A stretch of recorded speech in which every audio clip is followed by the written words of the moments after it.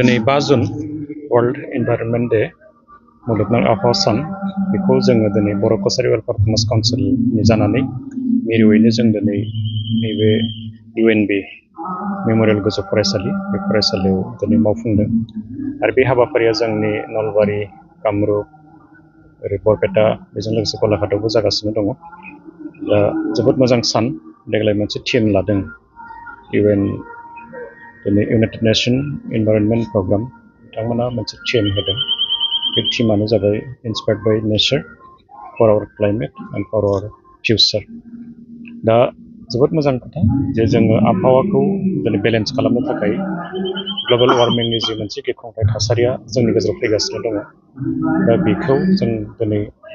control खालामनो थाखाय एबा बेलेन्स खालामनो थाखाय जोंहा दिनै बिफां गायनाया जोबोद गोनांथि जादों दा बेनि थाखायनो जों बर' कसारि वेलफेयार फेमास काउन्सिलआ बोसोरफ्रोमबो नैबे 5 जुनखौ जों अबजार्भ खालामो आरो बेजोंनो जोङो गुबुन गुबुन जायगायाव गुबुन गुबुन फरायसालियाव थांनानै फसंथानाव थांनानै बे बिफां गायनायनि जे हाबाफारि बेखौ लाबोबाय थानाय जादों दा जोङो बेखौनो जोंनि इयुन जोलैनि थाखाय माने बिथांमोननो मोनसे सांग्रां खालामनो थाखायनो जों बे हाबाफारिखौ लानाय जायो जे दिनै जोंनि उन्दै उन्दै जि माखासे लाइमोन बिथांमोना दिनै बिफां लाइफांनि जि मोनसे गुरुत्त आबहावानि जि मोनसे गुरुत्त बेखौ बुजिनांगोन दिनै जोङो जुदि ग्लबेल वार्मिंखौ लानानै जों दिनै गोबां माने गिख्रंथाव थासारि जादों बुहुमाव दिनै इनबेलेन्सखौ जों मालाबा नुनो मोनो जोंनि दख्लबसे जायगायावनो बबेबा मोनसेयाव जुदि अखा हायोबा बबेबा मोनसे बिनि खाथियाव थानाय 1 किल'मिटार गोजानावनो बिराद सान्दुं गोसा जानाय नुयो आरो मालाबा जोङो नैबाहायनो बिराद सान्दुं आरो बै खाथियावनो बिराद अखा हानाय बे थासारिखौ जों नुबाय थायो दा सिगाङो जोङो उन्दै उन्दैयाव बेबायदि थासारिखौ जों बारा नुनो मोनामोन नाथाय दिना जेब्ला बांलांबाय थादों नैबे माखासे जेब्ला आबहावानि सायाव मोनसे इनबेलेन्स बेखौ नुनो मोन्दों दा बेनि थाखायनो देग्लाय माखासे जिनिसखौ बेयाव फकास खालामदों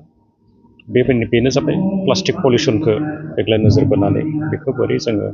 पलिउसनखौ होबथानो हायो कन्ट्रल खालामनो हायो बेनि थाखाय दिनै मोनसे हाबाफारिखौ फकास खालामनाय जादों बेनि अनगायैबो जोङो बाय'डाइभारसिटि जे कनजारभेसन बेनि अनगायै बेखौबो दिनै बेयाव गुरुत्त होनाय जादों बेनि अनगायैबो इक'सिस्टेम जि रेस्ट'रेसन लेन्ड रेस्ट'रेसन बेखौबो गुरुत्त होनाय जादों आरो जोबनायाव जुदि क्लाइमेट माने जि मोनसे जोंनो क्लाइमेटनि जि मोनसे एक्सन बा क्लाइमेटखौ मोजां खालामनो थाखाय आबहावाखौ मोजां खालामनो थाखाय जि मोनसे खामानि मावनाय हाबाफारि बे हाबाफारिखौ देग्लाय UNEPआ बेखौ गुरुत्त होनाय जादों दा बे हिसाबैनो जोंबो बर' कसारि वेलफेयार फेमास काउन्सिलनिफ्राय जोंनि सुबुंफोरखौ जों बेखौनो जोंनि ओनसोलाव रायजो जानाय सुबुंफोरखौ जों सांग्रांथि खालामदों जे जोंहा बिफां लाइफां जेसेबां हायो जों जोथोन लानांगौ आरो फेहेरनांगौ आरो गोनांथि जानाय जि बिफां लाइफां बेयो जोंनो अक्सिजेन होनायजों लोगोसे फिथाइ सामथाइ होनायजों लोगोसे जिखिनि जोंहा बेसेन गोसा माखासे बिफां दङ दंफां दङ जों बेखौ फोथांनानै दोनोबा इयुनाव बेखौ जोङो धोन हिसाबै बाहायनो हायो दा बेखौ गुरुत्त होनानैनो जोंनि बे आबहावा सानजों लोब्बा लाखिनानै जोंनि बर' कसारि वेलफेयार फेमास काउन्सिलआ जों दिनैनि नैबे बिफां गायनाय हाबाफारि बेयाव लादों सोलोंथाइनि बेलायाव सारमोनखौ जोङो गुबुन गुबुन जायगाफोरावबो गिदिंनाय नुनो मोन्दों माबा थांखिजों खालामनाय जादों नामा औ जोङो मोननै थांखि मोनसेया जाबाय जोंनि भेन्सार स्कुलखौ नायगिदिंनाय आरो बेजोंनो लोगोसे गभर्नमेन्ट स्कुलनि थासारि बेखौ जोङो बिजिरनाय आरो नायगिदिंनाय बेवहाय धेमाजि जिल्लायाव आं सानबायानो जाबाय बेयाव फैनानै जों नायदों बेयाव गुदि गेजेर गोजौ फरायसालि एबा जौसिन फरायसालि बेयाव थांनानै बेनि थासारिफोरखौ जों बुजिदों बर' बिजोंनि थासारिया जोबोद मोजां फरायसायाबो दं नाथाय गोबां जोंनि गभर्नमेन्ट स्कुलाव दिनै लांदां जि मासि बे लांदां जानानै दं फोरोंगिरिनि मासिफ्रा लांदां जानानै दं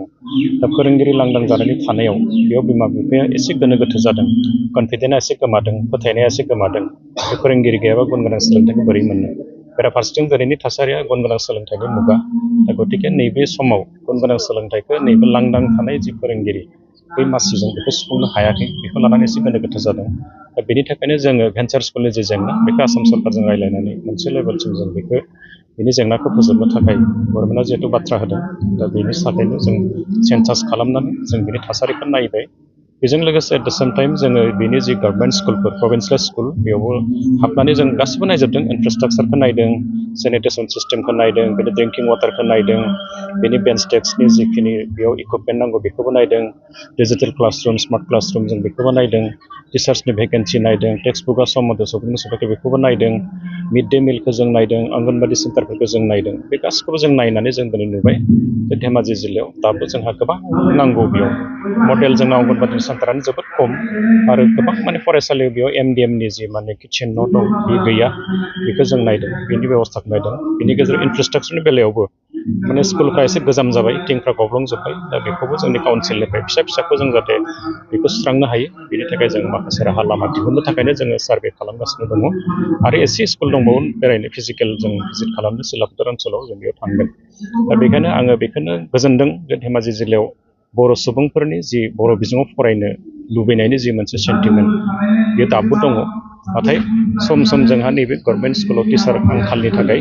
बिनि जि मोनसे थासारि बे एसे सिङाव थांनो नागिरो नाथाय थेवबो बे बेलेन्स मोनसे अबस्थायाव दं दा आङो नैबे UNB गोजौ फरायसालियाव सिगांबो फैदों बेनि रिजाल्टआ जोबोद मोजां मैया जों मेंमां नोलोबारियाव थांदों बेनि रिजाल्टआ जोबोद मोजां MMK जोंहा ट्राइबेल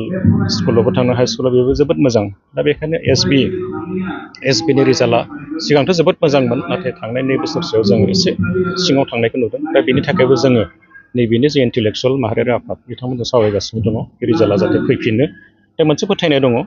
जे जिहेतु फिडार स्कुल गोबां दङ जोंना SB गोजौ फरायसालिया बेखायनो बेयो बे रिजाल्टआ डेफिनेटलि बेयो हयथ' मोनफ्रोमबो मोजां जाफिननायनि मोनसे हपखौ जों खालामनो हायो आसा खालामनो हायो जिहेतु बे हायार सेकेन्डारियाबो बर' बिजोंनि बेयाव गायसनजाबाय दा बेखायनो बे गासै थासारिखौ बिजिरनो थाखाय जों बर' कसारि वेलफेयार काउन्सिलआव जों गिदिंदों आरो आसाम सरकारनो जों बे जेंनाफोरखौ लानानै पार्सु खालामगोन आरो बेखौ इमिडियेट बिनि मोनसे सलुसननि लामाखौ नागिरनो थाखायनो जोङो दिनै बे फिजिकेल सार्भेखौ खालामग्रोदों बेखौथ' जों कन्टिनिउ खालामनो नागिरदों जोंनि काउन्सिलनिफ्रायबो जों होगासिनो दङ जिहेतु भेन्सारा दाबो गभर्नमेन्ट जानायनि लामायाव गैथ'यैखाय खिन्थु सरकारा जोंनो थांनाय जि माने आसामनि शिक्षा मन्त्रि डक्टर रमेश बेगआ जोंनो मोनसे खोथा होदोंमोन जे BTRआव 6.3खौ लानानै जेरैबायदि स्कुलनि थाखाय मोनसे एक्ट बिथांमोना बानायनो नागिरदों दा बे हिसाबैनो BKWC एरियानि स्कुलफोरखौ जोंनो मोनसे बिबान होदों जे नोंसोरो जोंनो लिस्टखौ हो आरो बे लिस्टनि सायावनो जोङो गभर्नमेन्टनिफ्राय माने टिउटरियेलनि स्टेन्डार्डआवनो टिउटरियेलनि जि मोनसे स्टेटास बे स्टेटासजों जों बिनि जेंना बेखौ फोजोबनो थाखाय जों सिगांदों बे बाथ्राखौ सरकारा बुंदों आरो बे हिसाबैनो जोङो डाटाफोरखौ दा सरकारनो फोजोबबाय BKWCनिफ्राय जे बिस्वजित दैमारिया